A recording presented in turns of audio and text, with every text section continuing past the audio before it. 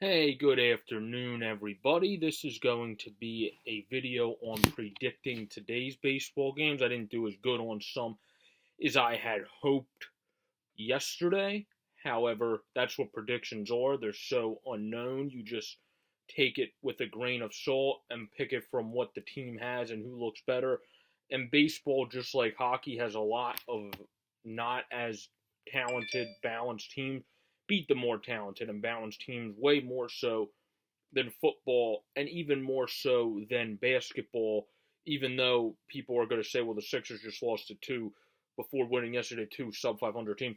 But it doesn't happen as much if you look through a quarter of the season. Now, that has to do with 162 compared to 82 games, another plethora of things, but it's just the case statistically.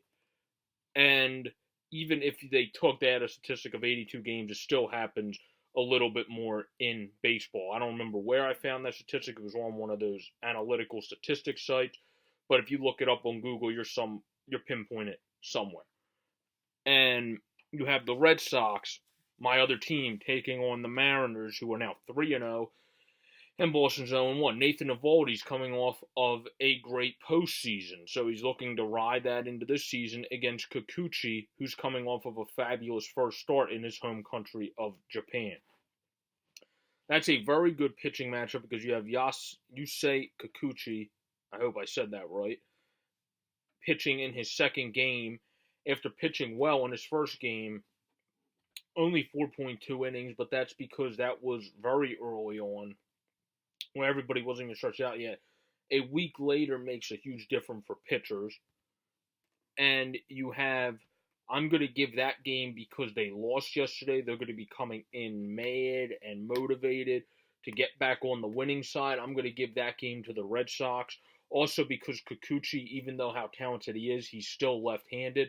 And the Red Sox hit even very talented left-handers very well last year because of all the great righty power hitters they have in their lineup. I could see Sam Travis, who made the team, being in the lineup tonight over Mitch Moreland since he's left-handed. Granted, Mitch can hit lefties as well, and I look for him to bounce back after having a very average second half of the season after starting off very hot. I loved his entire season, though, just because he's a very good defender and offensive player, and he still had almost 70 RBI and did very well for himself.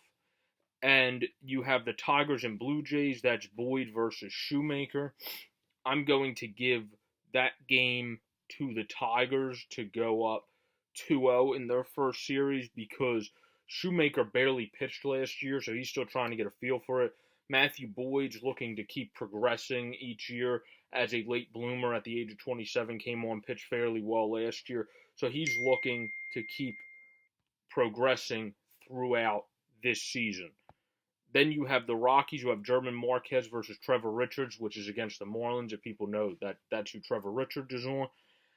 And Trevor Richards looked very solid in spring. German, however, looked very good throughout last year, going 14-11 with a 3.77, where Trevor pitched in less games and went 4-9 with a 4.42.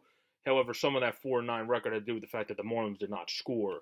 So, similar to how Jacob deGrom, with his fabulous stats last year, didn't have the best win-loss record because the Mets didn't score. So, in that game, I'm going to pick that to be a closer game because I'm going to bank on how well Trevor Richards looked at his improving. And I'm going to give that game still to the Rockies, but I think it's going to be a close effort by the Marlins. Charlie Morton versus Garrett Cole. That's a tough one to pick. Garrett Cole is still a hell of a pitcher. Came back on in the second half of last year. Didn't do as well as he probably would have hoped. And then Charlie Morton, of course, has been coming on strong all these recent seasons except for the year he was on the Phillies, where he got injured and you can't control injuries, obviously. So I'm going to give that game to Tampa to bounce back at home after a loss because the only reason I'm doing, not the only reason, but one of the main reasons I'm doing that is because the Tampa Bay Rays just found multitudes of ways to win last year, even against these top-notch elite teams, which they're a very good team. They missed the playoffs because of the division where they were in. It's that simple. That's all it was last year. But I still wouldn't put them in the elitist group just because they still have all these guys developing. Austin Meadows was a hell of a pickup in my mind, but they still have guys developing. So, in my opinion, the Tampa Bay Rays are going to win that game. We have the Cardinals at Brew Crew. The Brew Crew won yesterday. It's Freddie Peralta versus Jack Flaherty. Flaherty, again, looked good in spring. I'm going to give that game to the Cardinals to bounce back, but I do think the Brewers will win that series, winning the next game. We have Matt Harvey versus Marco Estrada. Matt Harvey back with new colors in the Angels, looking to bounce back, have a good bounce back season. I'm going to give that game to the A's, but I do think the Angels have a good chance to win as well. I just predict the A's due to the simple fact of Marco Estrada did very well last year, didn't look very good in Japan, so he's looking to bounce back from his first career start overseas in Japan, and that's what I think he will do. I do think Matt Harvey himself will pitch a good game, though, too, and bounce back and get going in the right direction. Now, it is obscene to think he's going to turn back into the old Matt Harvey, but I think he will have a good season. We have Derek Holland versus Joey Lucchesi. What a great name, Joey. Just kidding. We have Derek Holland, who had a bounce-back season in his own right last year. If anybody knows who Derek Holland is, he was very good a couple odd years ago. One of the, not best lefties, but one of the good middle-tier lefties that ate up innings for you and did very well for himself. He's on the Giants. The only thing that hinders me on that is the fact that the Giants' offense isn't as good this year, and they're in a retooling process. And the Padres won 2-0 yesterday, so that goes to show the Giants' offense. And Joey Lucchesi is an up and rising pitcher. Now, in that game, I'm going to give that one, which I don't like doing, a too close to call, because you have Holland, who's trying to prove himself that he's still a good pitcher and trying to build off of last year. And then you have Lucchesi, who's still trying to develop. And the D-backs and Dodgers, that's Ross Stripling. For anybody that didn't know, Pennsylvania's own Ross Stripling against Robbie Ray of the Diamondbacks. Robbie Ray is a very underrated lefty. Granted, you could also argue Ross Stripling, with how he's been doing lately, is a very underrated, not very, but underrated righty. So I'm going to give that game to the D-backs to bounce back tentatively. I'm not a fan of the Dodgers, but as an overall baseball fan, I really like what they do over there. They don't care about money. They don't care about funds, similar to what John Middleton and the Phillies did this year, saying, we're going to spend stupid money. We're ready to spend stupid money. That's been the Dodgers' mantra for a long time now, but in reality, it's not stupid money because they spend it wisely and get these players that actually fit in tremendously to their team.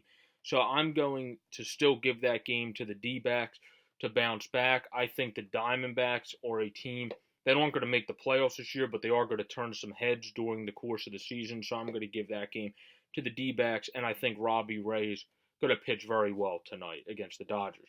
So those have been my predictions on all the games tonight. There's a lot of late ones tonight. There's 3 in the 7 o'clock hour, 1 in the 8 o'clock hour. Then there's about 5 or 6, 5 in the 10 o'clock hour. So we have a lot of later games tonight.